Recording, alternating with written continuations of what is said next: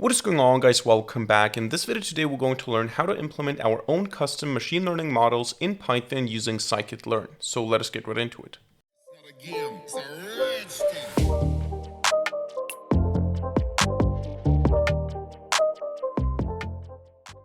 Alright, so we're going to learn how to implement our own custom machine learning models in Scikit-Learn in this video today. And this can be very useful, for example, if you just want to implement something that is not provided by Scikit-Learn by default, or if you want to change the implementation, for example, because you have a more efficient training algorithm. So the basic idea is you implement your own logic for training and for prediction, but you have the same basic structure of having a fit function or method, having a predict method, a predict probability method, a score method, and so on. So the basic scikit-learn structure, you have it very easily, but you can customize the logic. That's the idea, and this is what we're going to learn about in this video today. So first of all, we're going to open up a command line, and we're going to install two packages. First of all, NumPy, and second of all, of course, scikit-learn. So these are the two packages, and once we have them, we're going to start with the imports, a simple import numpy snp. And now we're going to import something from Scikit-Learn, which we usually don't import when we just go through a normal machine learning project, because we usually don't implement our own models. But if we want to do that, you have to import from scikit-learn.base. The class is base estimator, and then either a classifier mixin or a regressor mixin, depending on if you want to implement a classification or a regression model. And the basic idea is that we are going to inherit from the base estimator class, and we're going to inherit from either the classifier or the regressor mixin class as well. So to show you a very, very simple example, we're going to implement a classifier that just basically always returns 1. It doesn't matter what the input is. The fitting process is basically just nothing, returning the classifier itself. And then we're going to always return 1 no matter what the input is, just to show you the basic structure, and then we're going to actually implement a meaningful classifier as well. So we're going to call this always 1 classifier. It's going to extend from, or it's going to inherit from base estimator and from classifier mixin, and we're going to define an init method. It's just going to be empty. It's going to be a pass. And then we're going to have to specify, every time we want to implement our own custom model, we have to specify a fit function and a predict function. So the fit function always takes x and y as parameters and then returns in the end self. In between, something can be done. For example, if you define some parameters here, parameter 1 equals none, and then you can do something in the fitting process and say self dot parameter 1 equals something, depending on what the data is. You can adjust that, but remember, since this is an always 1 classifier, we don't even need to do any training. We can just return the model immediately. It's already fitted, and then we can say predict. Predict always takes an x input, so basically just the data that you want to do the prediction for. And in our case now, we're just going to return here 1. But we need to return a 1 for every instance. So we need to say basically return an array full of 1s that has the shape x shape 0. So how many instances do we have? And then a comma to imply a second dimension here for the actual value. So we're going to just return a bunch of 1s depending on how many inputs we have.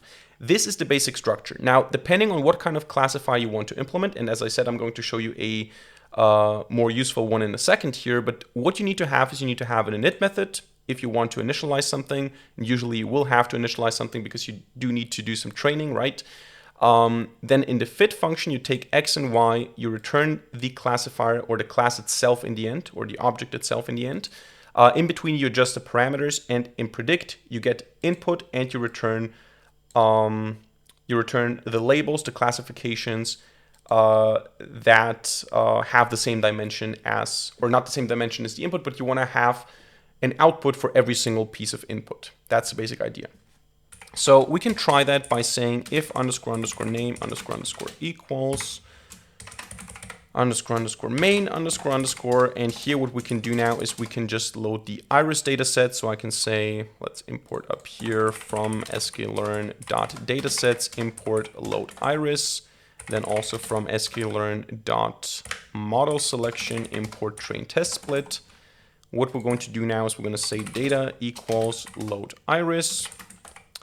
X and Y is equal to data target, and then we can say X train x test, y train, y test is equal to our train test split on x and y with a test size of 0.2, 20%. And now what we can do is we can implement, or we can instantiate our always one classifier, and we can print CLF, or actually we need to first fit it, CLF fit x and y, doesn't really matter actually, and then we can just say CLF dot predict, or actually not predict, let's do a score on the test data. So we need to fit it on the train data. In this case, again, it doesn't really matter because we're not training anything, but usually we're fitting on the training data, scoring on the test data. So if I run this, you're going to see that I'm going to get some kind of accuracy because, of course, if I always predict one, some of the classes are going to be correctly classified, or some of the instances are going to be correctly classified. I think this data set has 3 or 4 different classes, so something around 0.25 should be expected as an accuracy here. But this is the basic idea. And now what you want to do if you want to actually implement your logic is you just have to adjust these functions, and there's actually one additional function that you might want to implement. It's optional, is the predict probability function. Also takes an x and also returns stuff, so I'm going to just pass here.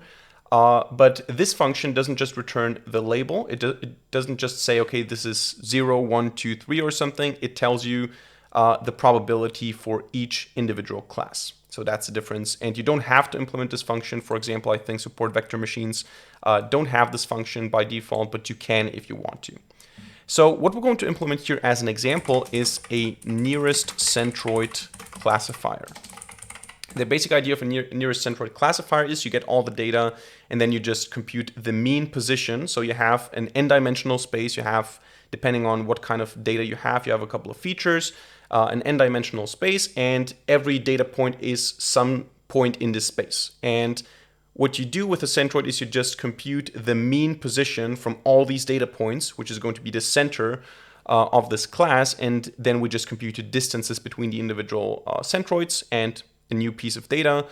And then we can just say, okay, the closest centroid is this one, so we label this instance to be belonging to that class. It's not very sophisticated, but it works. It's a basic classifier that works for basic data, so we should get a decent performance with the iris dataset. Now what we need for this is we need to initialize, let's remove all of this and start from scratch. So we're going to also, we're not going to remove this, we're going to keep the structure here, because we're going to basically do the same thing in a second here with this class. So we're going to start by initializing the centroids to be none.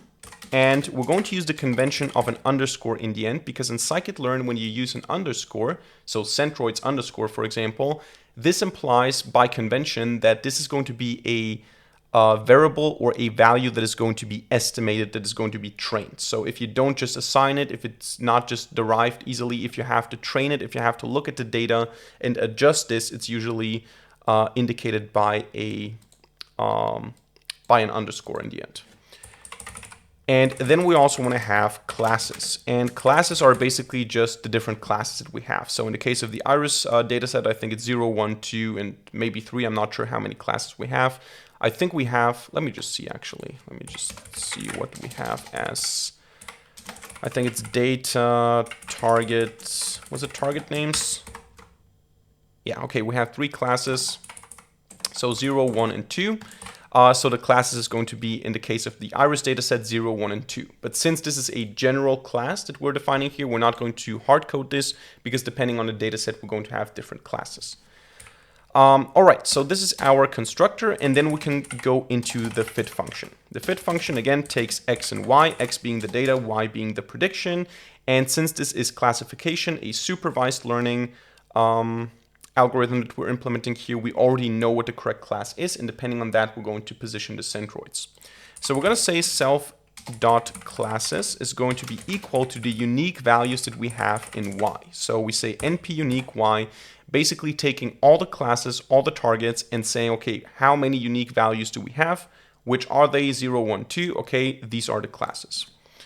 And for the centroids, we're going to basically initialize an empty numpy array, or a numpy array full of zeros, that has the shape so that we have for each class a position in the space. So we have an n-dimensional space, and the coordinates or the dimensionality is basically defined by x itself. So one data point in x is going to also be, or each data point in x will have the same structure of coordinates that our centroids should have, because the centroid is also just a point in this vector space. So what we actually want to do is we want to have for each class, so for length classes here, or actually length self.classes, we want to have whatever x shape position 1 is. So position 2, index 1, because x shape 0 is the amount of data points that we have. So if you have 100 training instances, x shape 0 would be 100, and the dimensionality is basically x shape 1. So if you have 50 dimensions, this will be 50. And for each class, we want to have the same, or for each class, we want to have a vector that has the same shape as the input values, because a centroid is basically just the same thing, a point in the vector space. So this is just the initialization. Now to actually assign the values, to actually assign the proper positions, we're going to say for index and class in enumerate self.classes. We're going to say self.centroids at this position, at this index. To this, we're going to assign x. So basically, all the x values, all the input values, where the class is equal to y, or where basically the class is equal to the class that we're looking at, we're going to take the mean. Oh, now I copied something. We're going to take the mean of that. X is equals 0, and basically this means that we're filtering by classes. We have the classes 0, 1, 2. For each class, we compute the mean of all the data points that belong to this particular class, and this mean is going to be our centroid. So this mean position, this average position, is going to be our centroid for the class. And we do that for each class, and in the end, we just return self. That is the training process. Now, actually, I don't want to focus too much here on the logic, because the point is understanding how to do the implementation, how to implement your own classifiers and regression models. It's not so important that you understand the nearest centroid classifier, so I'm not going to explain this in too much detail here, or I'm not going to reiterate it all the time. The second thing we need is a predict method. So the predict method, again, takes x, and in this case, all we have to do is we have to calculate the distances between the new data points that we're trying to make predictions on and the centroids. And then we just want to get the closest centroid and return the class for it.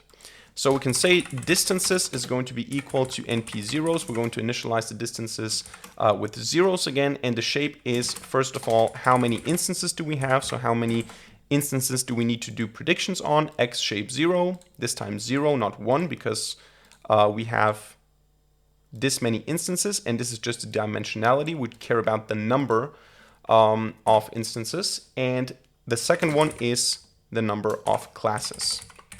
So we want to match each instance, we want to get the distance for each instance to each centroid. So that is that. We have then the distances, and to actually calculate them, we're going to say for index and centroid in enumerate self.centroids. And we're going to say that the distances at this position are, again, just, I think did I mess it up, right? No, okay.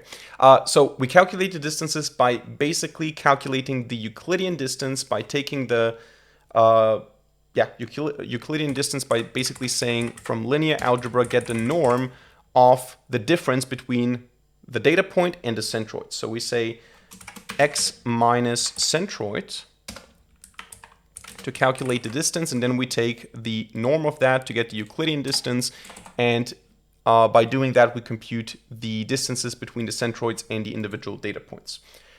Now, we do have all the distances, and what we want to do then is we want to return the minimum distance, or actually not the distance itself, we want to return the centroid that has the minimum distance. So we need to use the arcmin function. So we return self.classes, and we return np arcmin where the distances are minimal on axis 1. So we return the classes where we minimize the distances between the instances and the centroids. Or in other words, we're returning the classes that this point most likely belongs to because it's closest to the centroid of the class. That is the predict method. And then to return probabilities, we can use the distances as well as a probability. We can say predict prop A. And basically, we can copy the same thing up until this point. We calculate the distances in the exact same way. But what we do now is we invert them. And to show you why we invert them, I'm going to show you in an Excel sheet here quickly the logic. Let's say we have, let me zoom in here.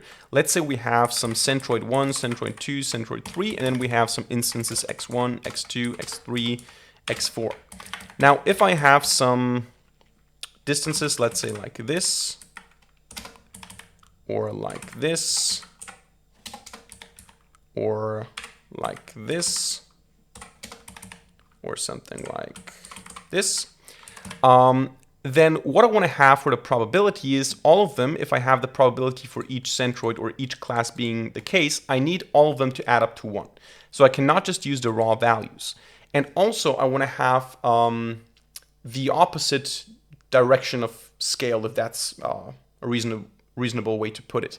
Because a smaller distance means a higher probability. So I need to invert the values.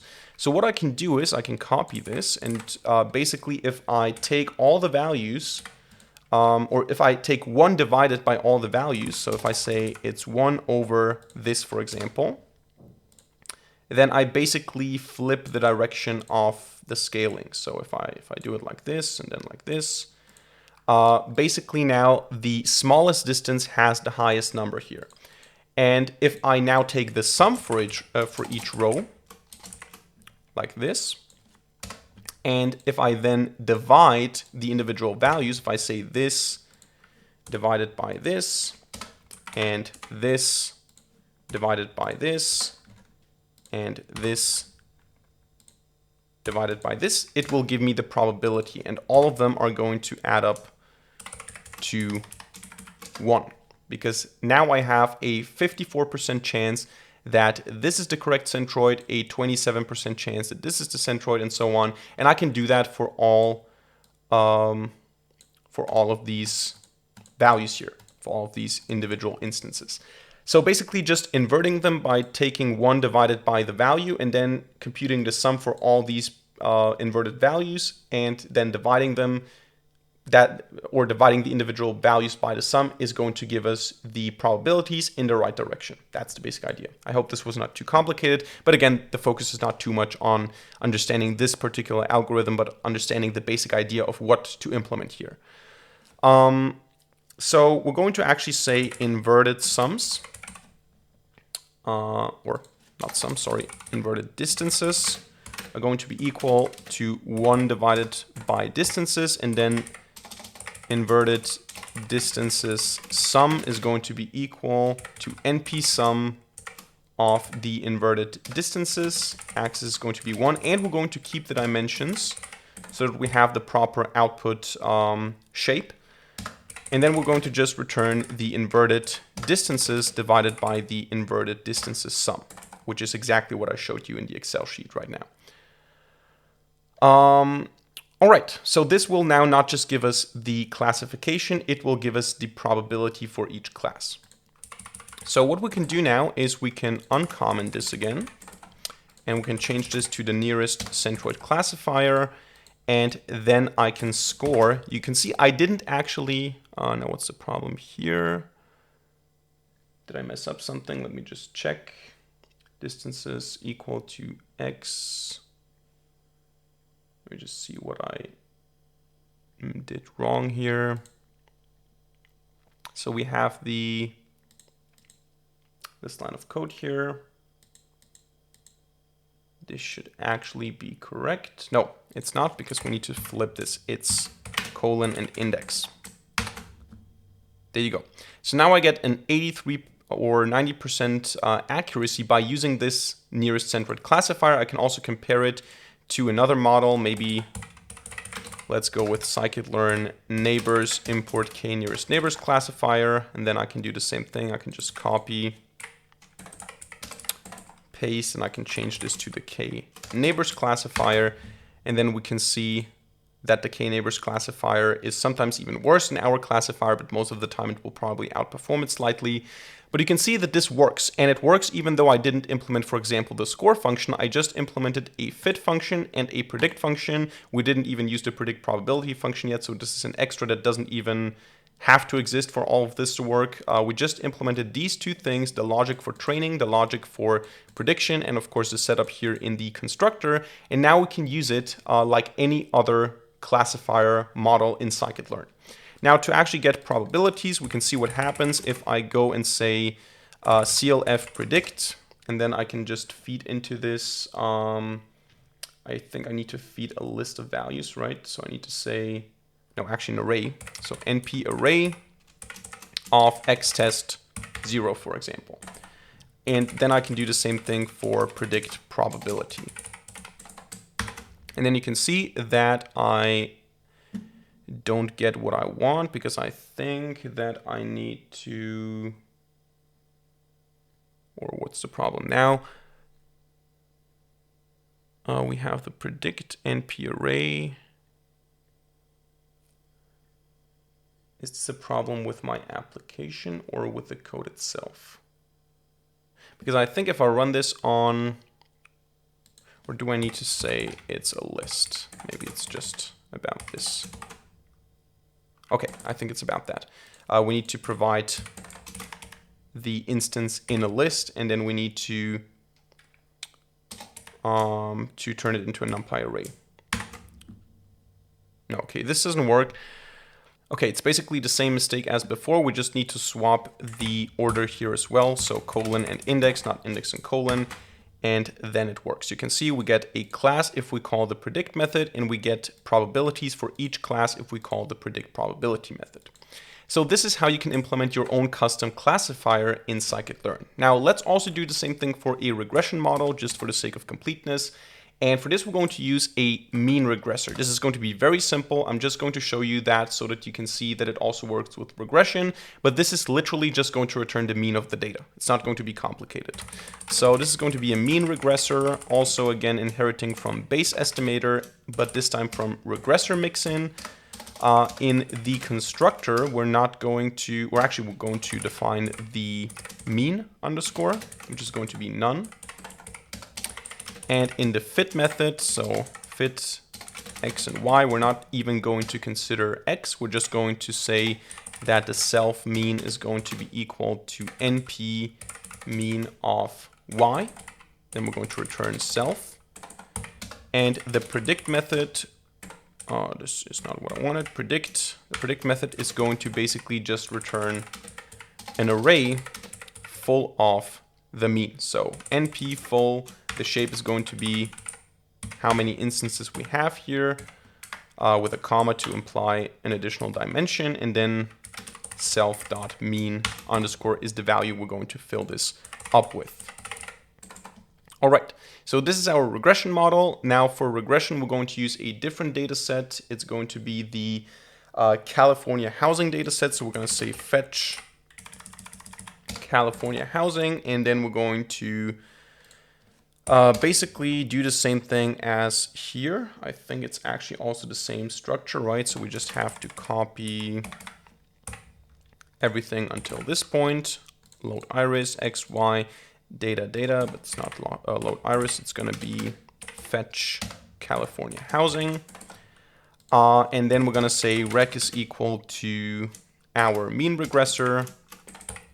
Then rec is going to be fitted onto x train and y train. And then we're going to just print rec.score on x test and y test. And I don't expect this to perform very well. Actually, it doesn't perform very well at all. Yeah, it's pretty bad actually. But it basically does the prediction. It takes the data and it tries to predict it. We can also try to see, compared with a, let's say, a linear regression model, what the performance is going to be like. So we can say, copy this, and just go with a linear regression here instead. This is going to have a much better R2 score, but it's also not very good actually. So 1 is the optimal here, the optimal score here. But you can see, yeah, the mean regressor doesn't really work very well, but that's the same idea. You return, instead of having classes, you return values, you return the actual prediction values, the actual regression predictions, but it's the same concept. You just return arrays with results. If these results are classes, or whether they're classes or whether they're values that you're predicting with a regression model, doesn't really matter. It's just a different type of class you inherit from. So yeah, that's basically how you implement your own customized machine learning models in Scikit-Learn. So that's it for today's video. I hope you enjoyed it and hope you learned something. If so, let me know by hitting the like button and leaving a comment in the comment section down below. And of course, don't forget to subscribe to this channel and hit the notification bell to not miss a single future video for free. Other than that, thank you much for watching. See you in the next video, and bye.